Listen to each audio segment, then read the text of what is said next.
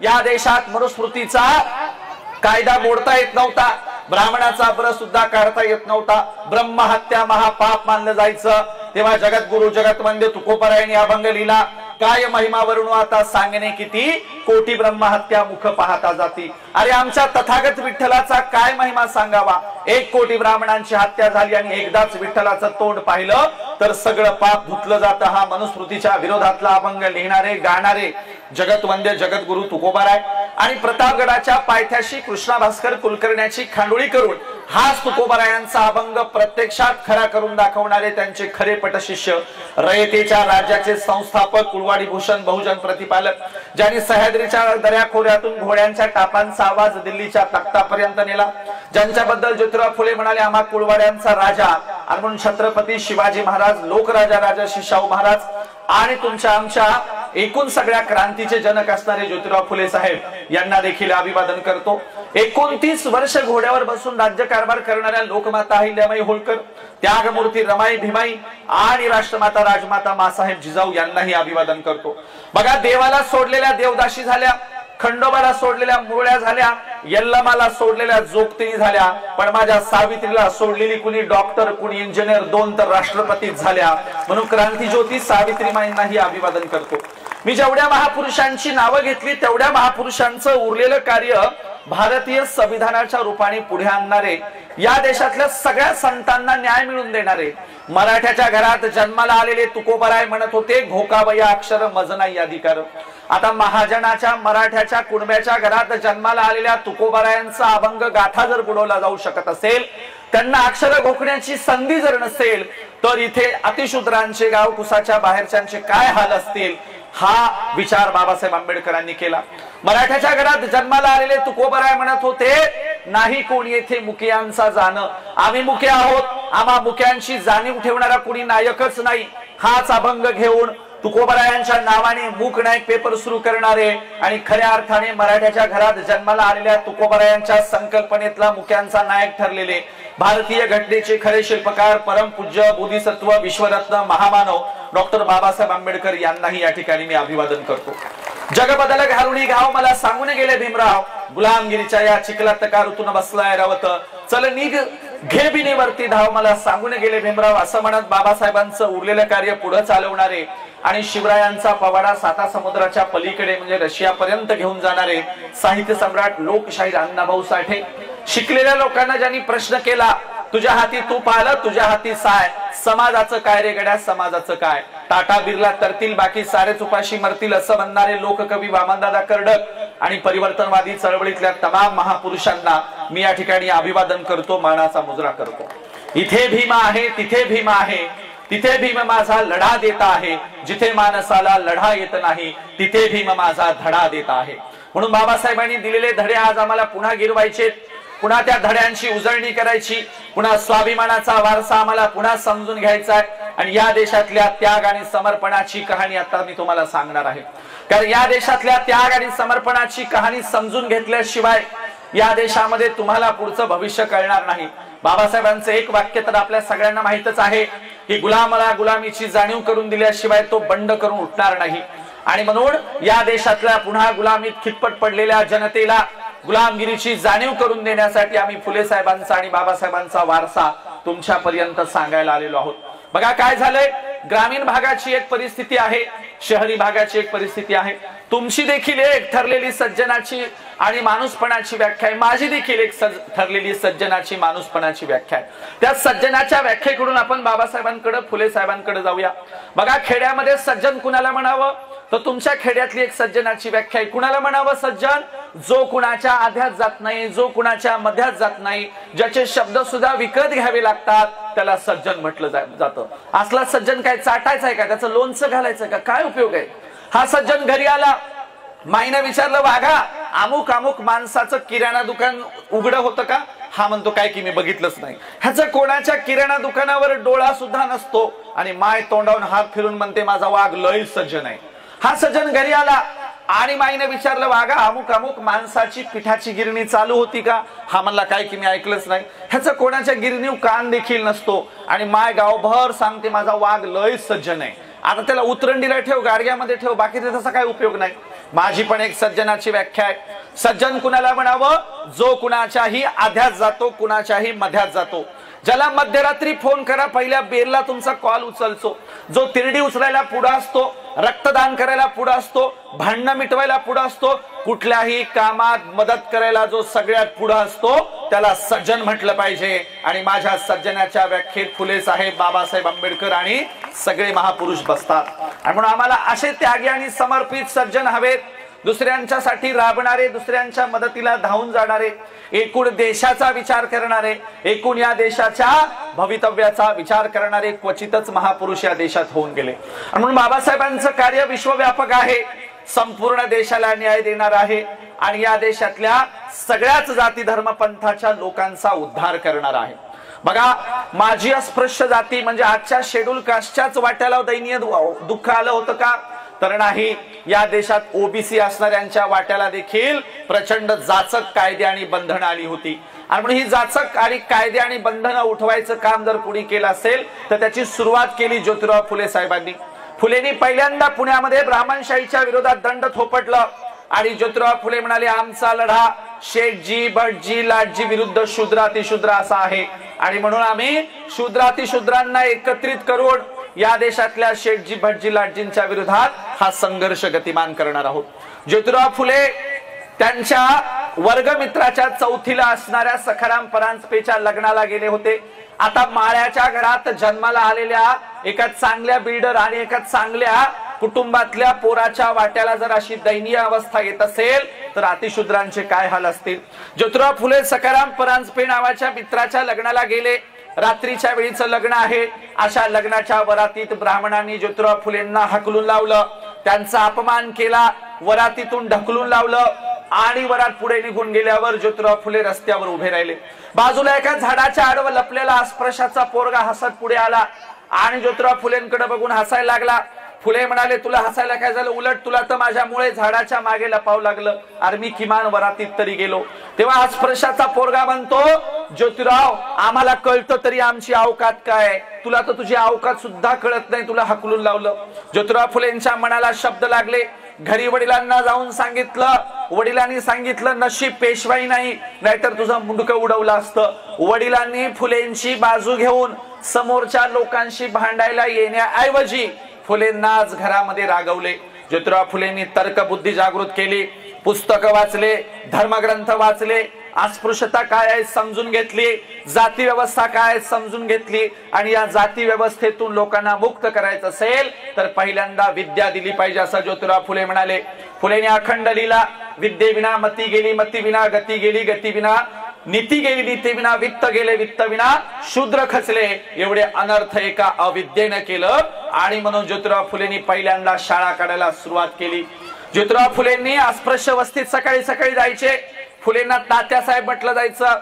एकदा फुलेंनी एका अस्पृश्याचं लहान लेकरू आपल्या कडेवर उचलून घेतलं आणि फुले पळत आपल्या घराकडे निघाले। तेव्हा अस्पृश्य वस्तीमधले लोक म्हणाले, ओ तात्यासाहेब आमचे लेकरं घेऊन कुठे चाललात? तेव्हा ज्योतिराव फुले म्हणाले, ही लेकरं मी माणूस बनवायला घेऊन चाललोय। तेव्हा त्या गल्लीतले लोक म्हणाले, मग आम्ही काय जनावर आहात का काय?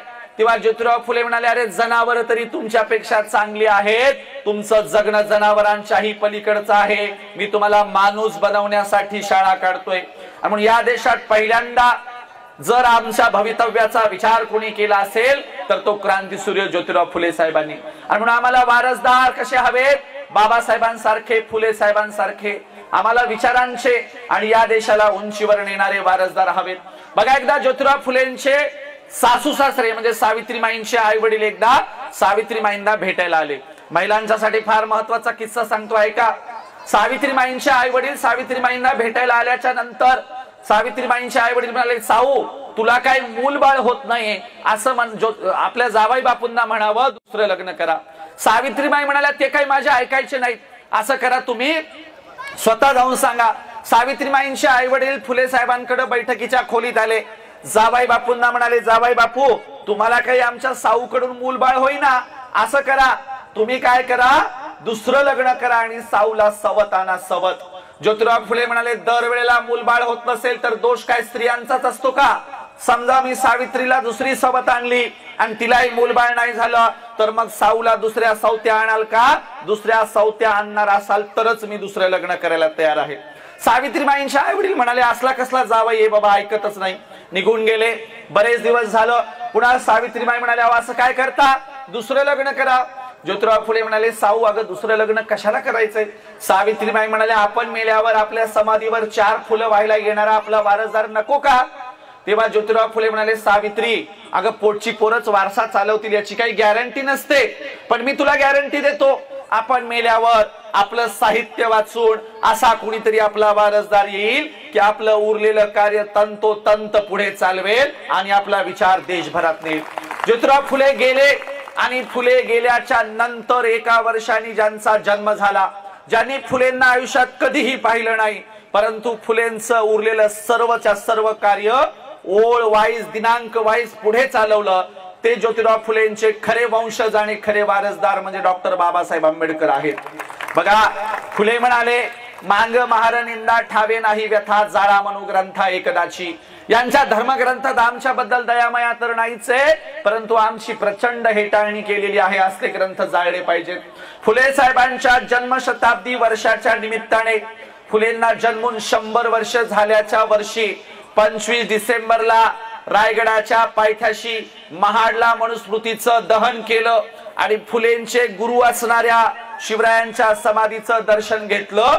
फुलेंना तर सॅल्यूट केलाच, फुलेंच्या गुरुला देखील सॅल्यूट केला आणि मनुस्मृतीचं दहन करून लोकशाहीवादी राज्याची संकल्पना महाडला बाबासाहेबांनी ठेवली. आणि म्हणून आम्हाला असे वारसदार हवेत की ज्यांनी वेळ वाईज दिनांक वाईज उरलेलं संपूर्ण देशाचं कार्य तडीसलेलं पूर्ण केलं.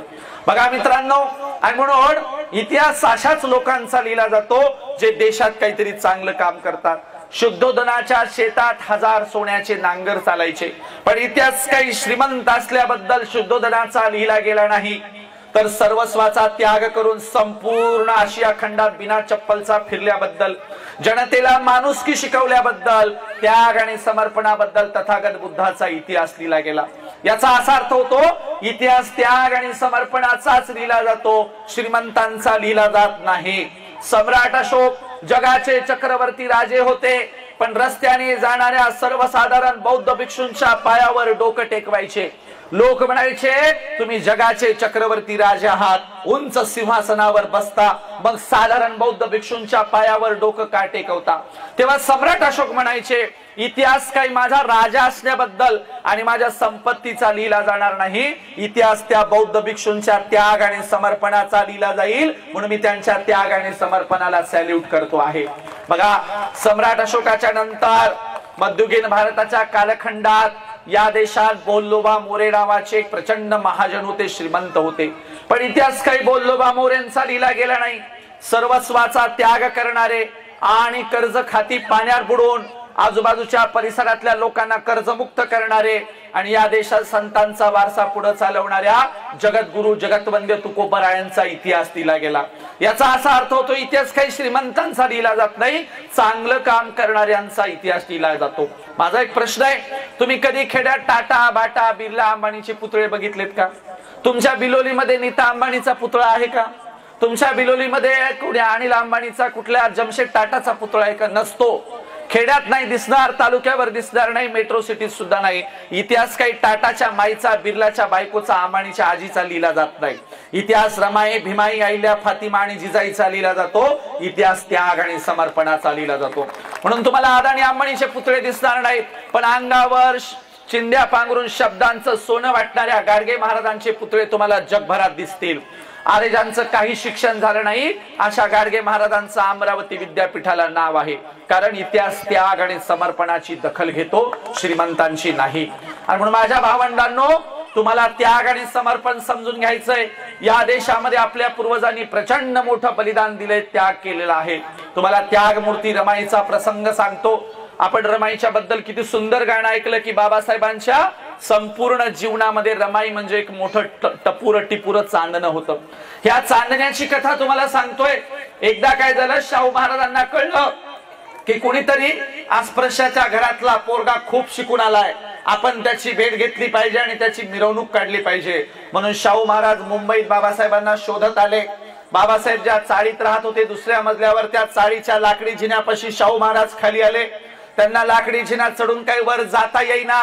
मग त्यांनी एक माणूस पाठवला आणि बाबासाहेबांना निरोप पाठवला, कोल्हापूरचे राजे शाहू महाराज आलेत म्हणून.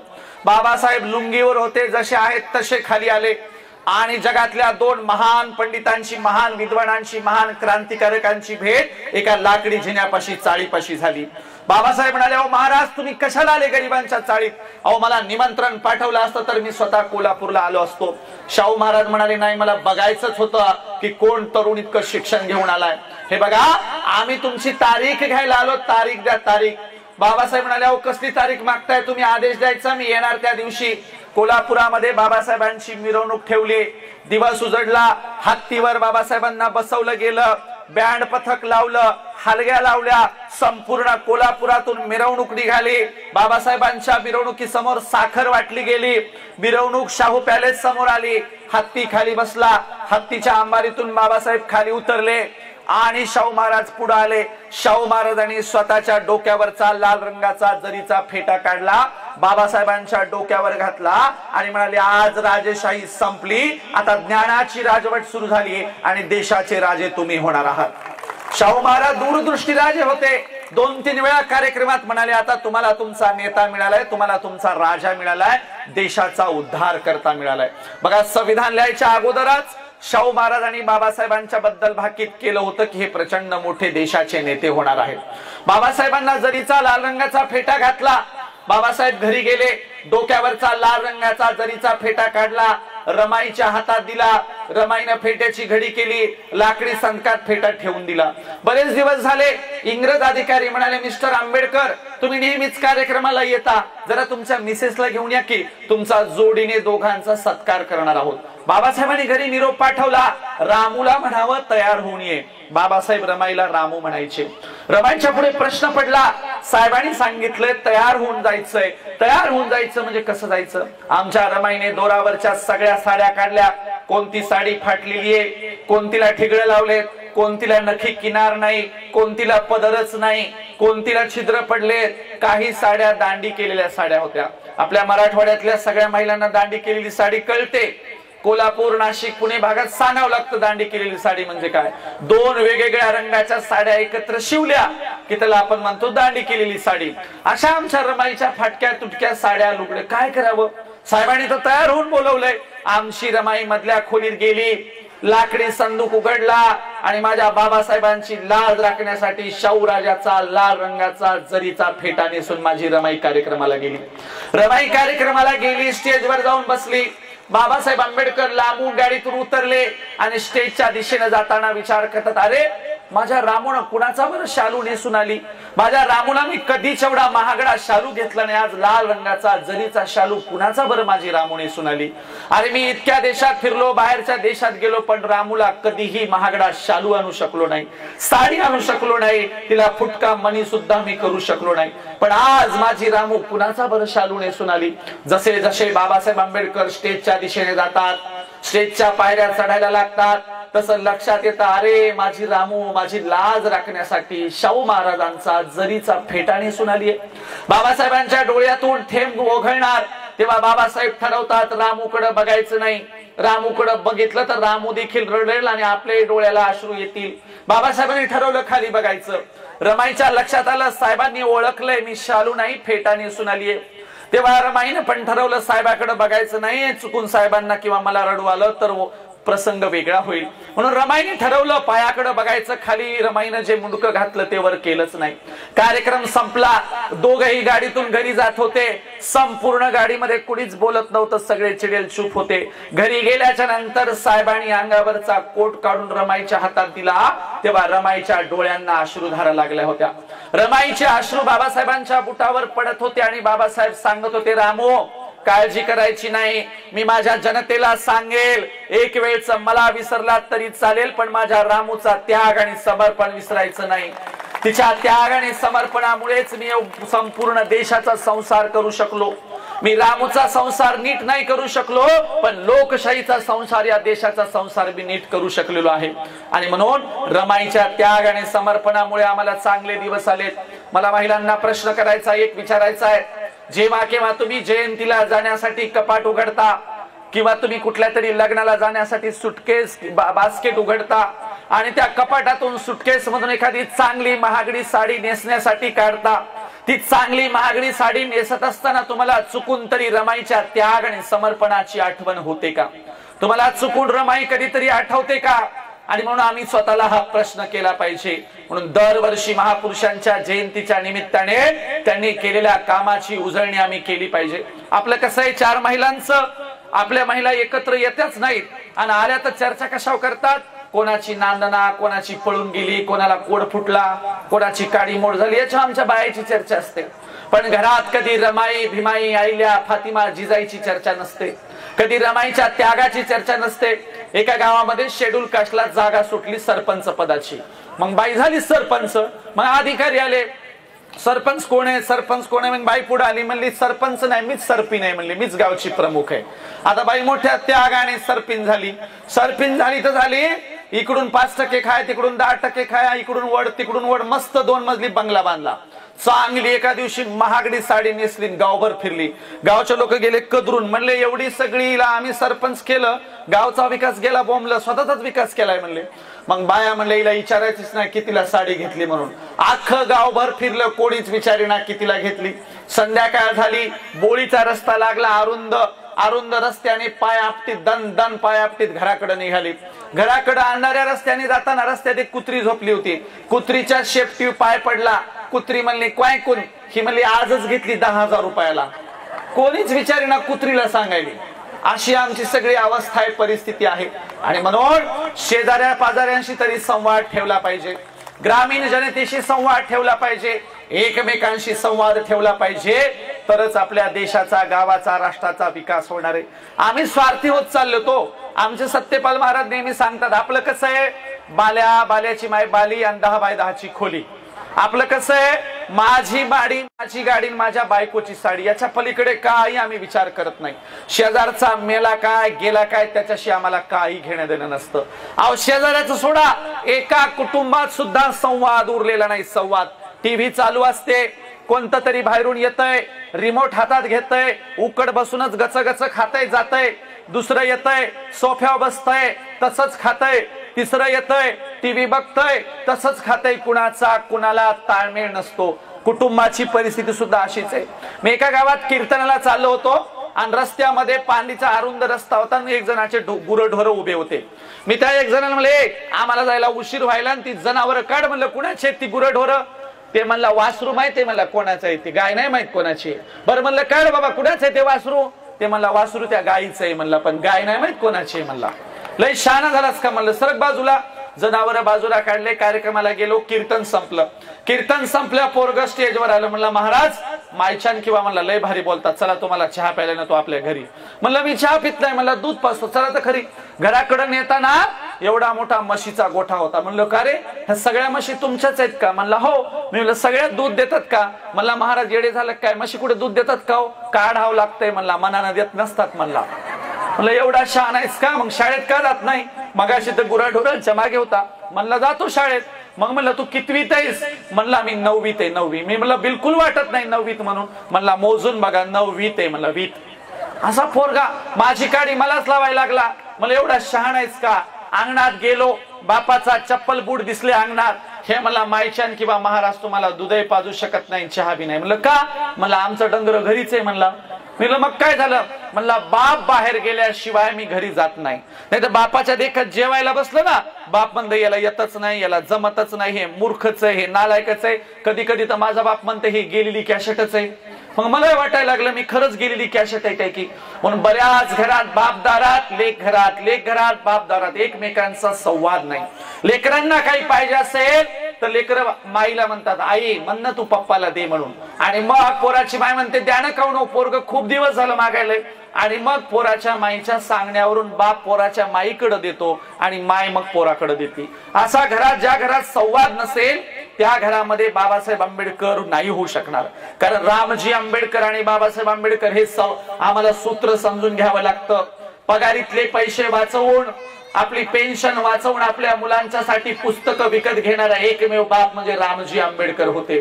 आपल्या घरातल्या मुलाला कशाचीही कमी पडू नये याची सतत चिंता करणारे रामजी आंबेडकर होते. आणि आपल्या घरातले बाप पोरग 5 वर्षाचं नाही झालं की त्याच्या हातात लगेच मोबाईल देते आणि मोठेपणाने सांगतात त्याला स्टेटस ठेवता यायले, मोठेपणाने सांगतात त्याला सगळं व्हिडिओ कॉलिंग जमायली. अरे ती काय मोठेपणाची बाब आहे का? सांगा त्यांनी त्याच्या बालवयात बाबासाहेबांचं चरित्र वाचलंय, सांगा त्यांनी त्याच्या बालवयात फुले साहेबांचं चरित्र वाचलंय. आणि आम्हाला पुस्तक वाचणाऱ्या पिढ्या पाहिजेत, आम्हाला महापुरुषांचा वारसा चालवणाऱ्या पिढ्या पाहिजेत, आम्हाला सगळ्या क्षेत्रात तरबेज असणाऱ्या पिढ्या पाहिजेत. आणि म्हणून तशा पिढ्या घडवायच्या असतील तर पहिल्यांदा मायबाप घडले पाहिजे. आणि म्हणून त्या मायबापांच्यासाठी हा कार्यक्रम आहे. लक्षात घ्या, सांगावं किती हो, या देशात महापुरुषांचं इतकं व्यापक काम होतं, ते व्यापक काम आम्हाला सांभाळता आलेलं नाही. बाबासाहेब आंबेडकर म्हणाले होते, हा माझा परिवर्तनाचा रथ आहे, मी मोठ्या नेटाने इथपर्यंत आणलाय. हा परिवर्तनाचा रथ तुम्हाला पुढे नाही नेता आला तरी चालेल, पण त्या रथाला मागे खेचू नका. परंतु आज आम्ही काय केलंय, तो परिवर्तनाचा रथ ज्या जागेपर्यंत बाबासाहेबांनी आणला होता तो पुढे तर आम्ही नेऊ शकलो नाही, उलट त्या रथाच्या दांड्या विकून खाल्ल्या, त्या रथाचे चाक विकून खाल्ले, त्या रथाचे पार्ट विकून खाल्ले. आणि म्हणून आज आमची अशी अवस्था आहे. म्हणून लोकशाही वाचवायची वेळ आमच्यावर आली आहे, देश वाचवायची वेळ आमच्यावर आलेली आहे. अशा वेळेला आम्हाला आंबेडकरी जनतेला सतर्क आणि जागृत करायचंय.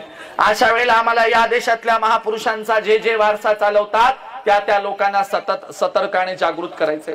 बघा, बाबासाहेबांच्या काळात माणसं कशी होती ना आताची माणसं कशी आहेत. एकदा काय झालं, बाबासाहेब समुद्र किनाऱ्यावर पुस्तकांच्या ट्रंका घेऊन उतरले आणि आपल्या घराकडे जाणार, तोच तिथं काही माणसं बाबासाहेबांच्या दिशेने आली आणि माझ्या रिक्षात बसा, माझ्या रिक्षात बसा म्हणून भांडायला लागली. तोपर्यंत एका वाळलेल्या अगदी हडकुळ्या माणसाने बाबासाहेबांच्या पुस्तकांच्या बॅगा घेतल्या आणि आपल्या पायंडल सायकल रिक्षामध्ये नेऊन ठेवल्या. बाबासाहेब त्याच्याकडे गेले, म्हणाले, हे बघ, माझ्या घराचा रस्ता चढाचा आहे, दुसरं माझं वजन आणि 2 बॅगांचं वजन तुला तोलणार नाही, तुला सायकल पायडल रिक्षा चालवता येणार नाही. मी दुसरा कोणीतरी माणूस बघतो, परंतु तुझ्या रिक्षातल्या बॅगा माझ्या उतरून दो. तो माणूस म्हणाला, हे बघा साहेब, माझ्या रिक्षात बॅगा ठेवल्या तर तुम्हाला कोणीच नेणार नाही, कारण तुम्ही माझे झाले. आता तुम्हाला याच रिक्षातून यावं लागेल. रिक्षा चालवणाऱ्याला माहितच नाही आपल्या रिक्षात बसणारी व्यक्ती कोण आहे. बाबासाहेबांच्या घराचा रस्ता लागला, चढाचा रस्ता, रिक्षा चालवणाऱ्याला रस्ता काही चढना. कमरेतून पूर्ण ओझं त्या हँडलवर टाकलं आणि पायंडलवर पाय दाबायला सुरुवात केली. पायंडल काही दबता दबेना, हँडलवर पूर्ण ओझं पडलंय. माणसाचा तोल समोरून पुढे गेला आणि अगदी तोंडावर माणूस पडला. रिक्षा बाजूला जाऊन आदळला. बाबासाहेब कसे तरी रिक्षातून उतरले, माणूस जमिनीवर पडलाय. बाबासाहेब त्याच्याकडे गेले, त्याच्या दोन्ही खांद्याला धरलं, उठून उभं केलं. उठून उभं करेपर्यंत साहेबांच्या लक्षात आलं त्याचं अंग तापेनं फणफणलंय, त्याला प्रचंड ताप आलाय. बाबासाहेब म्हणाले, अरे तू आजारी आहेस, तुला ताप आलाय आणि तू कशाला रिक्षा चालवतो? मी तुला सांगितलं नव्हतं का माझ्या घराचा रस्ता चढाचा आहे, तुला चढणार नाही, आणि काय चालवलं हे? बाबासाहेबांनी खिशात हात घातला, पैसे दिले, सांगितले, हे पैसे घे, दवाखान्यात जा, इथून माझं घर जवळ आहे, मी कुणाला तरी बोलवेल आणि माझ्या बॅगा घेऊन जाईल. त्या माणसाने पैशाच्या पाकिटाला किंवा पैशाला हात सुद्धा लावला नाही. माणूस मागे सरकला, म्हणाला, नाही साहेब, जोपर्यंत तुम्हाला तुमच्या घरी नेऊन पोहोचवत नाही तोपर्यंत या पैशावर माझे अधिकार नाहीत. आणि मी काही कच्च्या गुरुचा चेला नाही, माझ्या गुरुने नाही सांगितलं असं कोणाचे पैसे घ्यायचे म्हणून. तुमचं काम करेल तरच या पैशावर माझा अधिकार आहे. बाबासाहेब म्हणाले, अरे आजारी आहेस आणि कोण्या गुरुचं मला गिन्यान सांगायला लागला, पैसे घेऊन जा, कोण्या गुरुचं नाव सांगायला लागला? तेव्हा तो म्हणाला, हे बघा साहेब, मी ताप असताना का हे रिक्षा चालवतोय? कारण माझ्या गुरुच्या सभेला मला जायचंय, माझ्या सहकुटुंबाला मी येवल्याच्या सभेला घेऊन जाणार आहे, आणि म्हणून माझ्या बाबासाहेबांच्या सभेला जाण्यासाठी मी पैसे कमवतोय. माझे गुरु बाबासाहेब आहेत, त्यांनी सांगितले श्रमाशिवाय कमाई करायची नाही. बाबासाहेबांनी डोळ्यावरचा चष्मा काढला आणि म्हणाले, अरे वेड्या, ज्या गुरुचं नाव घेतोस, ज्या गुरुच्या सभेला जाण्यासाठी एवढी तयारी करतोय, तो डॉक्टर बाबासाहेब आंबेडकर तुझ्या समोर उभा आहे, मीच आंबेडकर आहे. त्या माणसाच्या डोळ्यातून अश्रुधारा व्हायला लागल्या. बाबासाहेबांच्या पायावर डोकं टेकवलं. बराच वेळ झाला डोकं टेकवून बाबासाहेब खाली वाकले आणि उठवायला गेले. बाबासाहेबांच्या पायावर प्राण सोडून दिले, जीव सोडून दिला. अशी माणसं बाबासाहेबांच्या समकालीन होऊन गेली. आणि आज शाहीर संभाजी भगत सांगतात, भीमपुतळ्यात बंद केला बाई, भीम भजनात बंद केला बाई, त्याच्या वैऱ्याने जेर बंद केला गा, भीम बाजार आणला ग बाई, त्याची खैरात झाली ग बाई, म्हणजे सगळ्यांनी वाटून घेण्याचा कार्यक्रम अलीकडच्या काळात चालू ठेवला असं शाहीर संभाजी भगत सांगतात। आणि म्हणून आम्हाला बाबासाहेबांच्या समकालीन असणाऱ्या त्यागी आणि समर्पित माणसांच्या सारखी माणसं पाहिजे। तुम्ही अनेक कथांमधून सोनबा येवलेची कथा देखील ऐकलेली असेल। सोनबा येवलेची कथा काय सांगते, बाबासाहेब आंबेडकर एकदा मुंबईला चालले होते। त्या ठाण्याच्या दाट झाडीच्या रोडवर एकच हॉटेल होतं आणि हॉटेल जवळ आल्यावर गाडी थांबवली आणि हॉटेलमध्ये पाणी पिण्यासाठी बाबासाहेब आंबेडकर गेले। बाजूच्या दाट झाडीमध्ये उंच झाडावर बसून सोनबा येवले लाकडं तोडत होते। त्यांनी झाडावरून बघितलं की साहेब हॉटेलमध्ये गेले, परंतु बाबासाहेबांना हॉटेल मालकाने पाणी दिलं नाही। हॉटेलमधून पाणी न पिता बाबासाहेब बाहेर आले आणि गाडीमध्ये बसायला लागले। तोपर्यंत झाडावरून सोनबा येवले उतरून आपला हंडा, पाण्याचा हंडा घेऊन गाडीच्या दिशेने जाणार। बाबासाहेबांनी मागे काही बघितलं नाही, गाडी निघून गेली। सोनबा येवलेला फार वाईट वाटलं, अरे माझ्या साहेबांना हॉटेल मालकांनी पाणी दिलं नाही, माझे साहेब बिना पाण्याचे तसेच गाडीत निघून गेले। सोनबा येवलेंनी काय करावं ठरवलं, दररोज त्याच जागेवर पाण्याचा हंडा घेऊन बसायचं। एक दिवस झाला, एक महिना झाला, एक वर्ष झालं, सलग 9 वर्ष सोनबा येवले नावाचे गृहस्थ बाबासाहेबांच्या वाटेवर पाण्याने भरलेला हंडा घेऊन बसायचे। किती वर्ष? 9 वर्ष। कधी बसायचे? ऊन असू द्या, वारा असू द्या, पाऊस असू द्या, झडीच्या पावसात सुद्धा एकाही दिवसाचा खाडा सोनबा येवलेंनी पडला नाही। का? कारण ज्या दिवशी मी पाण्याचा हंडा घेऊन नाही जाऊ शकलो, त्या दिवशी त्याच रस्त्याने माझे साहेब जर गेले आणि साहेबाला पाणी जर नाही मिळालं तर काय करायचं? एकही दिवस पावसात सुद्धा खाडा पडू दिला नाही। अशा अवस्थेत सोनबा येवले मृत्यू पावले, मेले। ही गोष्ट बाबासाहेबांना कळली। तुमच्यासाठी सलग 9 वर्षे एक माणूस पाण्याने भरलेला हंडा घेऊन रस्त्यावर बसायचा। बाबासाहेब म्हणाले त्यांनी असं करायची काही गरज नव्हती। बाबासाहेबांनी पैशाचं पाकिट घेतलं, सोनबा येवलेचं गाव शोधत त्यांच्या गावी गेले। अगदी आखूड आणि उंच नसणारं घर होतं, अगदी झोपडी टाईप लहान घर। अंगणात गावच्या लोकांनी बाज टाकली, बाबासाहेब बाजेवर बसले। सोनबा येवलेची सून आली, बराच वेळ चर्चा झाली। सून सांगायला लागली, अहो साहेब तुमचं दररोज नाव घ्यायचे, साहेब एकदा तरी माझ्या हंड्यातलं पाणी पितील अशी अपेक्षा करायचे, पण साहेब तुमची आणि आमच्या सासऱ्यांची भेट काही होऊ शकली नाही। सून सांगत असताना सगळे रडत होते। बाबासाहेबांनी खिशात हात घातला, पैशाचं पाकिट काढलं, सोनबा येवलेच्या सुनेकडे दिलं। सुनेने पैशाच्या पाकिटाला हात नाही लावला, मागे सरकली आणि काय म्हणाली, साहेब पैसे नको, पण आमची एक शेवटची इच्छा आहे, माझ्या सासऱ्याचं त्या मडक्यातलं एक घोट पाणी प्या, आमच्या पिढ्यानपिढ्यांचा उद्धार होईल। बाबासाहेबांनी हंडा घेतला, हंड्यातलं पाणी पिलं आणि सांगितलं, सोनबा येवलेची कथा देखील जोपर्यंत मी असेल तोपर्यंत सांगितली जाईल, कारण मला असेच त्यागी आणि समर्पित माणसं पाहिजे। म्हणून बाबासाहेब जेव्हा जेव्हा कार्यक्रम करायचे तेव्हा सांगायचे, मला या देशात समता, स्वतंत्रता, बंधुत्व आणि न्याय यावर आधारलेला आदर्श समाज आणि राष्ट्र हवंय। मला इथे प्रश्न करायचा आहे, काय बाबासाहेबांच्या स्वप्नातलं राष्ट्र आम्ही उभं करू शकलो का?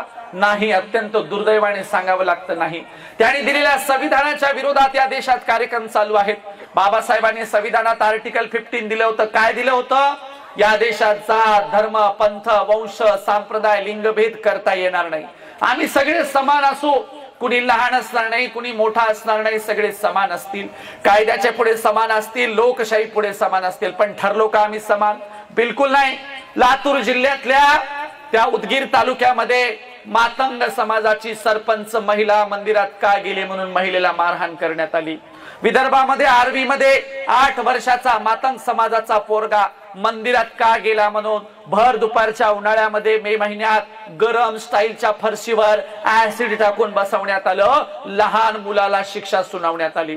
आजही या देशात जाती व्यवस्था आहे, अस्पृश्यता आहे, गैरबराबरी आहे, विषमता आहे, समता लागू होऊ शकलेली नाही। हे दुर्दैव या देशाचं।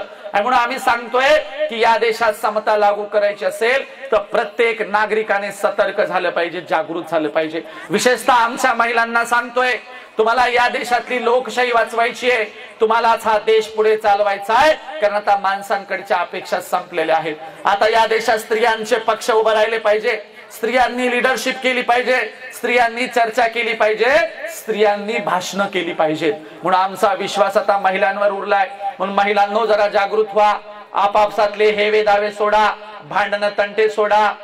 एका खेड्यातल्या एका म्हातारीचा किस्सा सांगतो बघा। एका गावात एक म्हातारी होती, तिला भांडायची लय सवय, अख्ख्या गावाला भांडून बुरबुडा आणला, पण नेमकं तिच्या नातवाचं लग्न होतं। नातू म्हणाला लग्नाला सगळ्यांना घ्या पण या डंगरीला घ्यायचं नाही. घरचे म्हणले का नाही घ्यायचं? ते नातू म्हणला लोकांच्या गावी हिनं भांडण काढलं तर काय करावं. मग घरचे म्हणले आम्ही तिला समजून सांगू, ती काही तसं करणार नाही. नवरदेव हळदीला गेला. म्हातारीला आदल्या दिवशी सगळ्यांनी समजून सांगितलं, आजी लोकांच्या गावी भांडण काढू नये बर का, गपचिप लग्नाला जायचं, अक्षता टाकायचं आणि गपचिप यायचं, भांडण काढायचं नाही. म्हातारी म्हणली हो. लग्न मंडपात नेलं. म्हातारीला खाली बसता येईना. नवरदेव नवरीच्या स्टेजच्या बाजूला खुर्ची टाकून दिली. खुर्चीवर म्हातारी बसली आणि लग्न लागलं. लग्न लागल्यावर सगळे वराडी जेवायला बसले. नवरदेव नवरीनं स्टेजवर पाहुण्यांना फोटो काढायला बोलायला सुरुवात केली. नवरदेवाच्या आत्या आल्या, चुलत्या आल्या, मामे आल्या. नवरीच्या आत्या आल्या, चुलत्या आल्या, मामे आल्या. सगळ्या महिलांचे फोटो काढून झाले. म्हातारीला वाटलं माझा नंबर येत नाही काय की, मला कोणी बोलवच ना. मग आता लक्ष वेधून घेण्यासाठी काय करावं. लग्न मंडपातून एक कुत्री गेली. म्हातारीनं कुत्रीलाच अशा शिव्या द्यायला सुरुवात केली, विचारूच नका. कुत्रीलाच भांडायला लागली म्हातारी. जेवणारे लोक म्हणायला लागली कुणाची म्हातारी बाबा, काय शिव्या द्यायला लागली. नवरदेवाला आला राग. नवरदेव म्हणला ही डंगरी काही चचना म्हणला. आता चचना हा शब्द बीड जिल्ह्यातला आहे. चचना म्हणजे मरणा, खपना. नवरदेव म्हणला ही डंगरी काही चचना. म्हातारीनं ऐकलं, म्हणली बापू तू काय म्हणलास. नवरदेवाला वाटलं आता चचना शब्दाचा खरा अर्थ सांगाव तर आपलं काही खरं नाही. मग नवरदेव म्हणला अगं आजी चचना म्हणजे जेवणास, तू जेवली नाहीस का, आणि जेवून घे बरं. आता म्हातारीला चचना शब्दाचा खराच अर्थ माहित नव्हता का, माहित होता. मग म्हातारीला हुशार. म्हातारी म्हणली मपलं काय बापा, अगोदर नवरदेव नवरी चचल, मग नवरदेव नवरीचे मायबाप चचतील, मग सगळं वऱ्हाड चचल, मग सगळं गणगोत चचल, मग सगळं गाव चचल. मपलं काय मी चचली तर चचल, नाही तर तशीच पचल म्हणली. असा कार्यक्रम आपल्या महिला मंडळाचा. आणि म्हणून आपण आता संपूर्ण इतिहास समजून घेतला पाहिजे. या देशाचा इतिहास बाबासाहेब आंबेडकरांनी एक पुस्तक लिहून सांगितला. कुठला? क्रांती आणि प्रतिक्रांती या देशाचा इतिहास आहे. जेव्हा केव्हा आमची छोटीशी क्रांती होते तेव्हा त्यांची पुन्हा प्रतिक्रांती होते. तथागत बुद्धाच्या विचारधारेवर सम्राट अशोकाचं राज्य चालत असताना पुष्यमित्र शुंग नावाच्या ब्राह्मणाने सम्राट अशोकाच्या नातवाची बृहद्रथाची हत्या केली आणि या देशात प्रतिक्रांती झाली. ब्राह्मणवादी धर्मग्रंथांची निर्मिती झाली. या देशात बौद्ध भिक्षूंचं कत्तल करणाऱ्यांना मुठभर मोहरा बक्षीस दिल्या जायच्या. एकही बौद्ध भिक्षू या देशात जिवंत ठेवला गेला नाही. नालंदा जाळलं गेलं. तक्षशिला नष्ट करण्यात आली. विक्रमशिला जमीनदोस्त करण्यात आली. तथागताच्या नावावरची सगळी विद्यापीठ जमीनदोस्त करण्यात आली. कुमारील भट्ट नावाच्या ब्राह्मणाने शंकराचार्यांना पुढाकार घेऊन या देशामध्ये बौद्ध भिक्षूंना उकळत्या तेलात टाकलं. इतकी प्रचंड अवस्था या देशामध्ये केली. आणि म्हणून मित्रांनो तुम्हाला समजून घ्यायचा या देशाचा इतिहास क्रांती आणि प्रतिक्रांतीचा आहे. जर तुम्ही तुमचा इतिहास विसरलात तर तुमच्या इतिहासाचा गैरवापर झाल्याशिवाय राहणार नाही. तुमच्या इतिहासाचा वापर करून तुम्हाला गुलाम केलं जाईल. आणि म्हणून तुम्हाला गुलाम व्हायचं नसेल तर चांगल्या पद्धतीने तुम्ही जगायला शिकलं पाहिजे, पुस्तकं वाचायला शिकली पाहिजे. माझा समोरच्यांना एक प्रश्न आहे. बाबासाहेबांचं एक तरी पुस्तक वाचलेले किती लोक आहेत त्यांनी हात वर करावं. बाबासाहेबांचं एक तरी पुस्तक वाचलेल्या लोकांनी हात वर करायचं आहे. या बाजूला 2-3 हात आलेत आणि पाठीमागे 2-3 हात वर आलेत. महिला मंडळात बिचारी एक तरी आहे की नाही बघू द्या मला. 2-3-4 तिकडे पलीकडे पण खूप आहेत. महिला मंडळात एका गोल कोपऱ्यामध्ये जरा 2-4 हात वर आलेत. या महिलांच्यासाठी एकदा जोरदार सगळ्यांनी टाळ्या वाजवा. बाबासाहेबांचं एक तरी पुस्तक वाचलेली माणसं आमच्याकडे आहेत. इथून गेल्यावर संकल्प करायचा वर्षभरामध्ये बाबासाहेबांची किमान मोजकी पुस्तकं तरी मी वाचणार आहे. कोणती कोणती? मुक्ती कोण पथे, बाबासाहेबांचं स्वतःच आत्मचरित्र नानकचंद रत्तू यांनी लिहिलेलं, आणखीन क्रांती प्रतिक्रांती, आणखीन बुद्ध आणि त्यांचा धम्म, आणखीन बाबासाहेबांनी लिहिलेला अस्पृश्य मूळचे कोण, आणखीन बाबासाहेबांनी लिहिलेले इतर सगळे खंड, किमान त्यांची भाषणं तरी आम्ही वाचली पाहिजे. एवढी पुस्तकं पुढच्या जयंतीपर्यंत वाचण्याचा संकल्प आज आम्ही करतो आहोत असं ठरवून टाका. महापुरुषांची पुस्तकं वाचली पाहिजे. मोडक्या तोडक्या शब्दात इतरांना सांगितलं पाहिजे. आणि म्हणून सांगण्यासारखं बरंच आहे. आपण समारोपाकडे जाऊया. मी महापुरुषांच्या त्याग आणि समर्पणाच्या काही गोष्टी सांगितल्या. जाताना तुम्हाला एवढंच सांगेल की दुसऱ्याचं चांगलं व्हावं असा विचार केला पाहिजे. दुसऱ्याचं वाईट झाल्यावर आपल्याला दुःख वाटलं पाहिजे. आपल्याकडे उलटी माणसं आहेत बघा. उलटी कशी? दुसऱ्याचं चांगलं झालं की वाईट वाटतं आणि दुसऱ्याचं वाईट झालं तर चांगलं वाटतं. एक जण माझ्याकडे आला आणि म्हणला महाराज द्या टाळी. त्याला टाळी दिली. लय खुश, उड्या मारायला लागला. म्हणलं कस काय रे खुश? ते म्हणलं आमच्या शेजाऱ्याला लॉटरी लागली. मी म्हणलं पहिला माणूस बघायलो शेजाऱ्याला लॉटरी लागल्यावर आनंदी झालेला. ते म्हणलं तसं नाही, तुम्हाला नाही कळायचं. म्हणलं कस काय? म्हणला त्यांचं लॉटरीचं तिकीटच सापडना. म्हणला त्यांचं लॉटरीचं तिकीट हरवलंय म्हणून याला आनंद झालाय. एक जण डॉक्टर कडे गेला. म्हणला डॉक्टर साहेब माझ्या पोटात दुखायलंय. डॉक्टर म्हणले कधीपासून दुखायलंय? हा म्हणला शेजाऱ्याने बंगला बांधलाय तेव्हापासून दुखायलंय. म्हणजे लोकांना घर बांधलं की याच्या पोटात दुखायला, असा कार्यक्रम आहे. म्हणून दुसऱ्याचं चांगलं झालं तर आपल्याला चांगलं वाटावं, दुसऱ्याचं वाईट झालं तर आपल्याला दुःख व्हावं, असा आपला स्वभाव असावा. नेमका उलटा झालाय. हजारो वर्षापासून आमच्याकडे महापुरुष सांगत आलेत की अरे आम्ही बदललं पाहिजे, आमच्या कुटुंबाचा घराचा विकास झाला पाहिजे, आणि म्हणून या बदलासाठी तुम्ही सगळेजण साथ सहयोग द्याल अशी तुमच्याकडून अपेक्षा करतो. आणि जाताना एवढंच सांगेल, बाबासाहेब सूर्याला म्हणाले तू तिथला तर मी इथला सूर्य आहे. बाबासाहेब सूर्याला म्हणाले तू तिथला तर मी इथला सूर्य आहे. चल परिवर्तनाचा करार करू. तू ताऱ्यांना प्रकाशमान कर, मी साऱ्यांना प्रकाशमान करेल, मी साऱ्यांना प्रकाशमान करेल. आणि म्हणून तुम्ही इथून जाताना काहीतरी चांगलं घेऊन जाल अशी अपेक्षा करतो. बाबासाहेबांचा विचार पुढे चालवाल अशी अपेक्षा करतो. देशाला वाचवाल अशी तुमच्याकडून अपेक्षा करतो.